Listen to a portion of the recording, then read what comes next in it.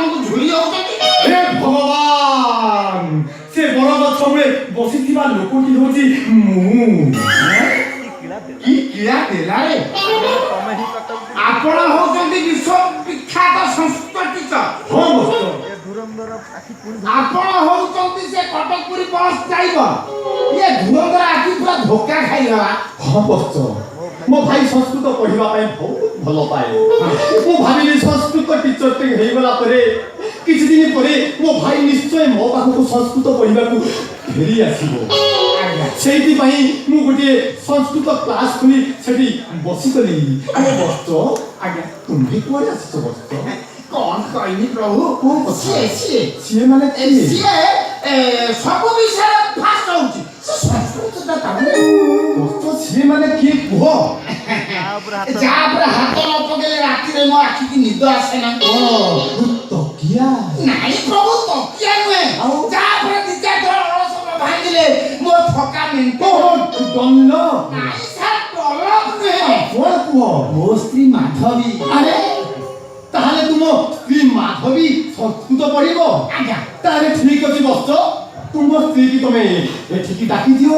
ମୁଁ ଆଜି ଖାଲି ଟେଷ୍ଟ କରିବି। ଆସନ୍ତା କାଲି ଠାରୁ ମୁଁ କ୍ଲାସ କରିବି। ଡାକୁଛି ପ୍ରଭୁ, ଓ ମାଧବୀ, ମାଧବୀ।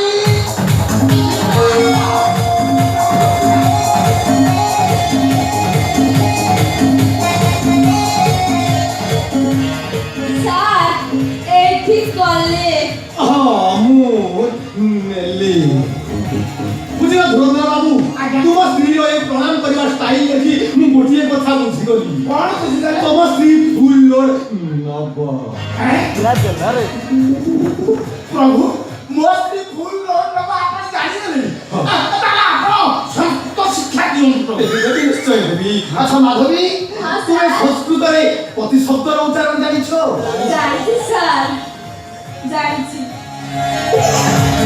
ପତ୍ନୀ ମାନେ ଏକବଚନ ମାନେ ଜଣେ ସ୍ୱାମୀ, ପତ୍ନୀ ମାନେ ଦ୍ୱିବଚନ ମାନେ ଦୁଇଟା ସ୍ୱାମୀ, ପତ୍ୟୁ ମାନେ ବହୁବଚନ ମାନେ ଏକାଧିକ ସ୍ୱାମୀ।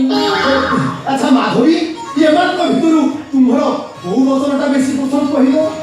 ମୋର ନା, ମୋର ବହୁବଚନ ଭାରି ବୁଝିଲ ଧୁରନ୍ଧର ବାବୁ, ତୁମ ସ୍ତ୍ରୀର ବହୁ ବଚନ ପସନ୍ଦ ମାନେ ମୁଁ ଗୋଟିଏ କଥା ସଡ଼ନ ବୁଝିଗଲି। କଣ ବୁଝିଲେ? ତୁମ ସ୍ତ୍ରୀ ଫୁଲ ଲୋଡ ନବ। ଫୁଲ ଲୋଡ ନବ? ଆଚ୍ଛା ଧୁରନ୍ଧର ବାବୁ, ତୁମେ ଟିକେ ବାହାରେ ଅପେକ୍ଷା କର। ତୁମ ସ୍ତ୍ରୀ ସଂସ୍କୃତରେ କେତେ ରଖିବ ମୁଁ ସଙ୍ଗେ ସଙ୍ଗେ ଆପଣଙ୍କୁ କହିଦେବି। ଆପଣ ଏବେ ଟିକେ ବାହାରେ ଅପେକ୍ଷା କର। ପ୍ରଭୁ, ବାହାରେ ରହିବି ଯଦି ଅଘଟଣ ନାଇଁ, ହୁଏ।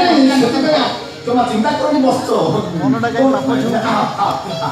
ହଉ ମା ଆସ। ହେଇଟି ଗଲାରେ କହୁଛି ପଦାରେ ଯାଇକି ହବ। ମୁଁ ସଂସ୍କୃତ ପଢି ସାରିଲା ପରେ ତମେ ଭିତରକୁ ଆସିବ, ନହେଲେ ମୁଁ ଏଇଠି ବହି ଖୋଲି ଦେବି ଯେ। ବହି ଖୋଲନା, ମୁଁ ବାହାରେ ଛିଡା ହେଇଛି।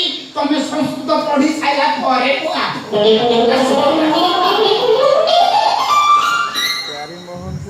ପ୍ୟାରୀ ମୋହନ ସାର୍, ଆସ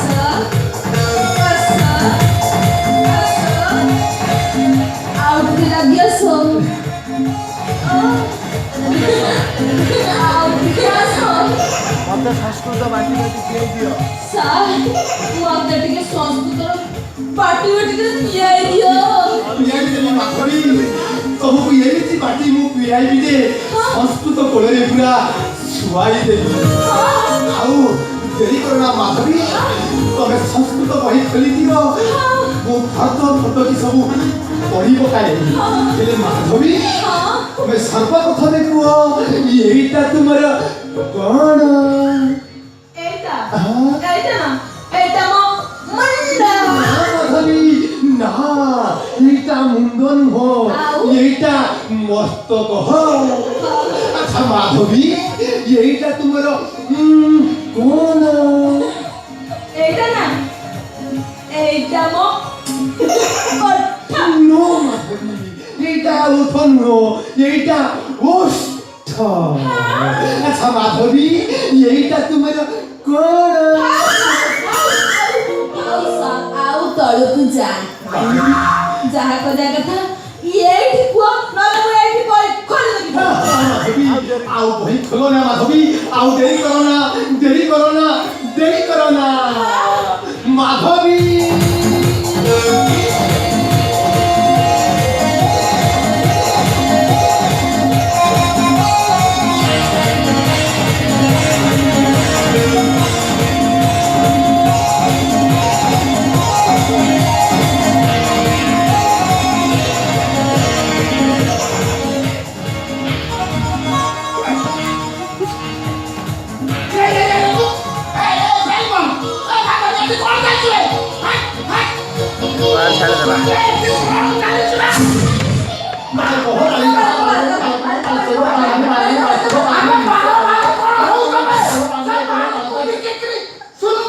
ଖାଇ